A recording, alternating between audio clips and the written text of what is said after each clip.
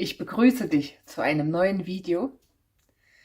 Heute geht es um die große Frage, wie fange ich am besten an? Ja, diese Frage begegnet mir sehr oft in meinen Ausbildungen oder Workshops oder auch in den Coachings. Und daher möchte ich dich heute einfach mal mitnehmen auf meine ganz persönliche Bilderreise. Ja, ich habe hier gerade ein bisschen Zeit und werde jetzt mal anfangen, ein Bild zu malen, ohne dass ich eine große Idee habe, ja, ohne dass ich weiß, was ich jetzt male, sondern ich fange einfach an und schau mal, was entsteht. Und wenn du magst, kannst du gern auf diese Reise mitkommen oder vielleicht sogar mit mir malen. Ich habe hier einen Aquarellblock von Hahnemühle. Der ist 275 Gramm schwer und rau. Wenn ich intuitiv male, dann nutze ich sehr gerne Aquarellpapier, einfach weil ich dann die Möglichkeit habe, auch mit Wasser zu arbeiten. Daher habe ich mir auch ein Wasserglas besorgt und 2 Pinsel, einfach für den Fall. Und ich verwende die wasservermalbaren Wachspastellkreiden von Yaxon. Ganz zum Anfang stelle ich erstmal den Kontakt her.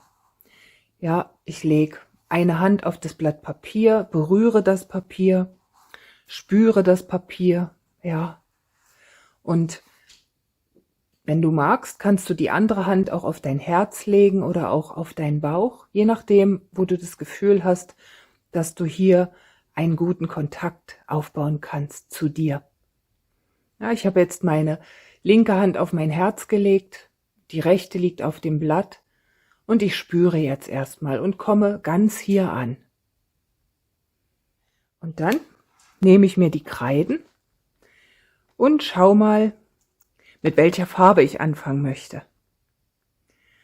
Ja, meistens ist es so, dass mich eine Farbe ruft.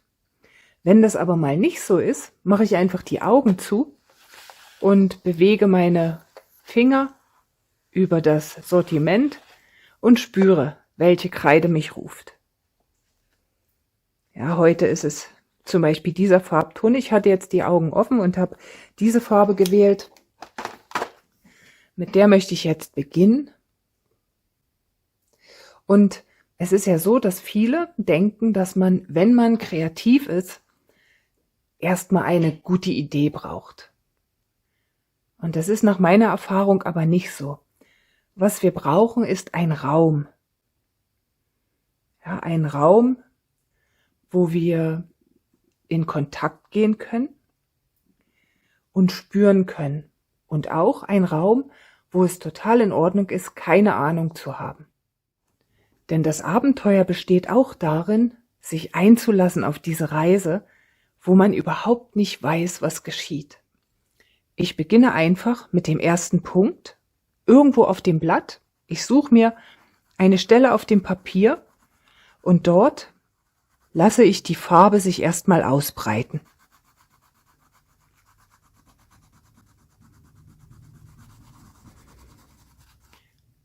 Ja, es geht nicht darum, dass ich etwas male, sondern es geht darum, dass ich Raum einnehme auf diesem Blatt. Dieses Blatt ist jetzt mein Raum, in dem alles möglich ist. Und ich beginne, diesen Raum für mich zu erkunden, zu erspüren und ihn einzunehmen. Mit der ersten Farbe.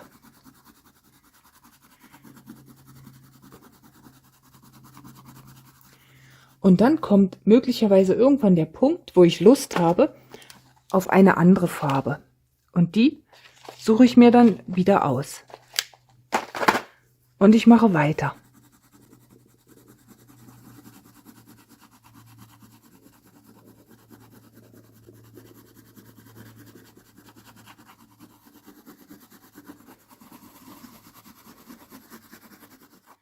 Ich nehme jetzt auf dem Papier immer mehr Raum ein. Ja, die Farben, die ich wähle, breiten sich aus. Schritt für Schritt, Strich für Strich. Und ich wähle mir wieder eine Farbe aus.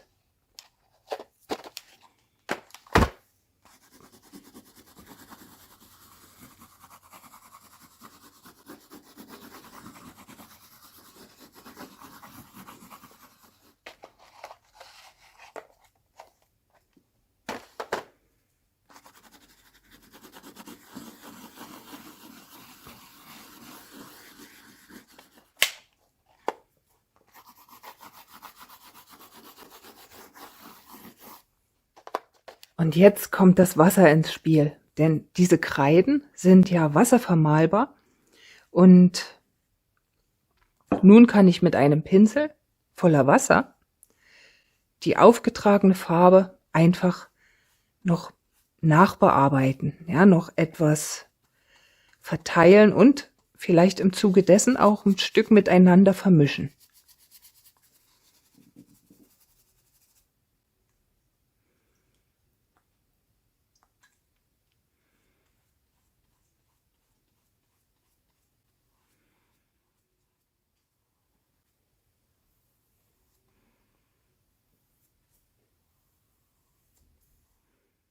Die Strukturen oder die Bewegungen, die ich mit meinem Pinsel durchführe, sind jetzt ganz anders als die Bewegungen, die ich mit der Kreide gemacht habe. Dadurch entsteht auch eine Vielschichtigkeit oder eine Unterschiedlichkeit in den Qualitäten auf dem Papier. Ich bin jetzt auch gerade mal aufgestanden, um etwas mehr Abstand zu haben zum Papier. Ja, also wenn du das Bedürfnis hast, mal auch die Perspektive zu wechseln, steh einfach auf. So kannst du von weiter weg auf dein Blatt Papier schauen und dadurch kommen vielleicht auch neue Impulse. Jetzt ist schon eine erste Schicht Farbe auf dem Papier. Und jetzt geht es für mich einfach darum, aus dieser Schicht noch bestimmte Stellen, die mich besonders ansprechen, herauszuarbeiten, ja, zu konkretisieren oder auch noch stärker zu betonen. Und das kann ich auf jeden Fall durch einen erneuten Farbauftrag machen. Dadurch, dass jetzt der Untergrund nass ist, ist die Farbe direkt angelöst, ja, also die Farbe in der Kreide. Und ich muss nicht mehr so viel Druck ausüben und sie gelangt auch mit mehr Intensität aufs Papier.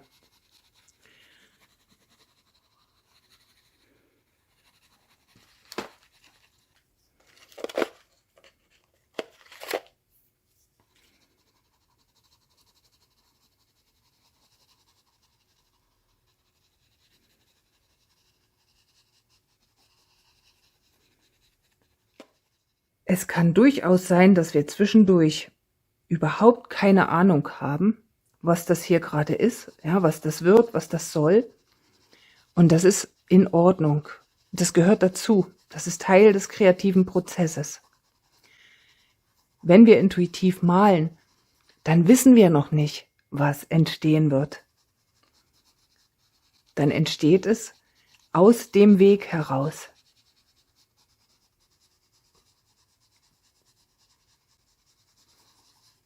Und hier ist es wichtig, dass wir auch immer wieder innehalten, ja, dass wir nicht hintereinander weg aktiv sind, einfach aus dem Bedürfnis heraus, es jetzt retten zu müssen oder etwas Gutes zu malen oder die Sache zu einem guten Ende zu bringen, sondern es geht darum, dass wir schauen und spüren, was braucht es jetzt? Und dass wir auch nichts verbessern, sondern dass wir dem Bild antworten.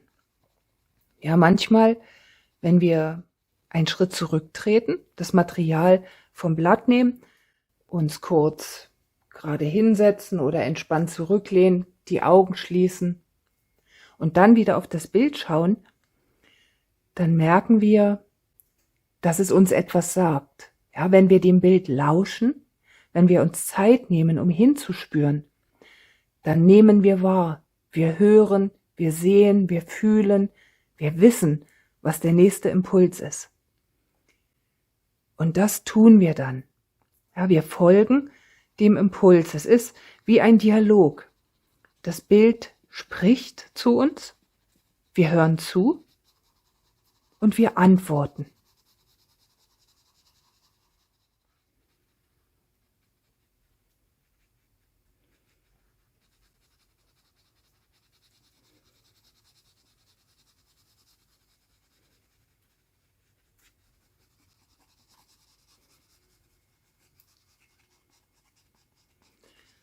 Und so ist es ja auch im Leben, ja. Wir wissen ja auch, wenn wir herkommen und wenn unser Leben beginnt, nicht, wohin uns unsere Reise führt. Das Leben ist ja ein spannendes Abenteuer und wir wissen nicht, was uns erwartet. Welche Begegnungen, welche Herausforderungen, welche Geschenke, welche Erkenntnisse. Und es formt sich auf dem Papier.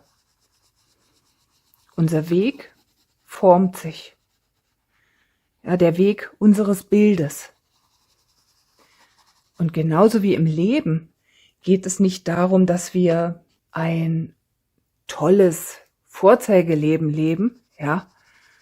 Es geht nicht darum, dass wir ein tolles Bild malen, sondern es geht darum, dass wir während des Malens Berührung erleben, dass wir Freude haben, dass wir Neugier spüren, dass wir uns auch mal trauen, etwas Neues auszuprobieren, dass wir auch mal erleben, wie wir etwas tun, was wir beim nächsten Mal besser machen können.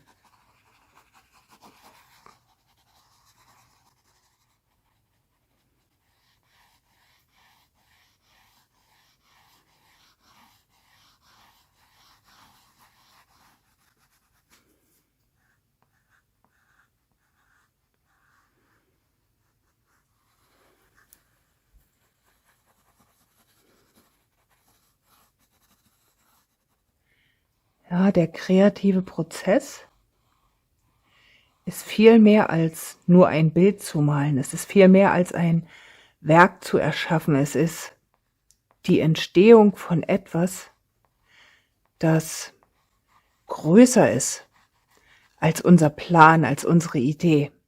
Es ist etwas, was durch uns entsteht und es stammt aus einer Quelle, die so viel größer ist als unsere Pläne, als unsere Ideen.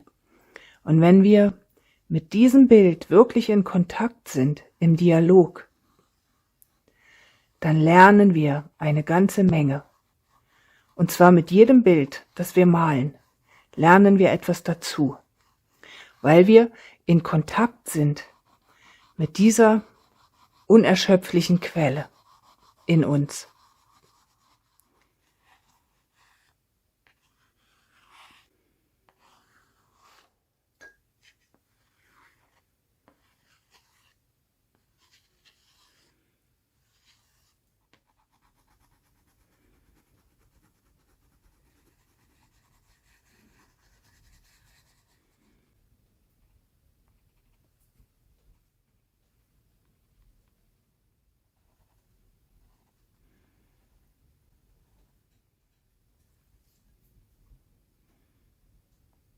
Und es ist auch wichtig zu begreifen, dass wir, wenn wir uns Zeit nehmen, um kreativ zu sein, dass wir nicht immer fertig werden müssen.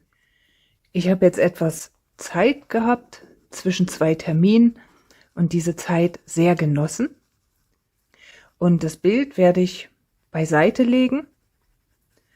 Und wenn ich das nächste Mal wieder etwas Zeit und Raum habe, zum einfach drauf loskritzeln oder malen, dann werde ich mir dieses Bild nehmen oder ein anderes, was ich schon mal angefangen habe, und einfach daran weitermachen, weil es eben darum geht, in Kontakt zu sein und nicht darum, ein tolles Bild nach dem anderen fertig zu malen. Wir nehmen uns einfach eine Kreide nach der anderen, eine Farbe nach der anderen, ziehen eine Linie nach der anderen oder setzen einen Punkt nach dem anderen, spüren, atmen und freuen uns über die Begegnung, ja, über den Kontakt, über die Zeit, die wir mit unserer Kreativität verbringen, mit der unerschöpflichen Quelle unserer Kreativität. Es ist gerade gar nicht so leicht für mich aufzuhören, aber ich löse mich jetzt vom Blatt Und ich bin sehr dankbar für die schöne Zeit, die ich mit dem Papier und meinen Farben verbringen durfte und mit dir. Und ich weiß auch, dass das Bild da ist. Ja, es ist da. Es geht nicht weg. Es wartet auf mich, bis ich mir wieder Zeit nehme, um daran weiterzumalen, um weiter damit in Kontakt zu sein. Und damit möchte ich auch dich ermutigen, ja, einfach anzufangen, auch wenn du nicht viel Zeit hast zwischendurch, wenn es nur ein paar Minuten sind.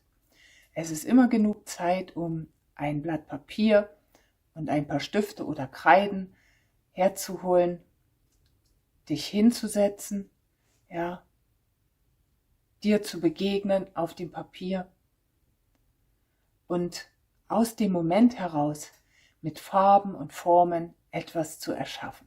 Einfach anfangen und dann irgendwann einfach weitermachen. Und dann beim nächsten Mal wieder einfach weitermachen, bis es irgendwann ein vollständiges Werk ist. Oder auch nicht. Denn letztendlich geht es darum, was hier drin passiert.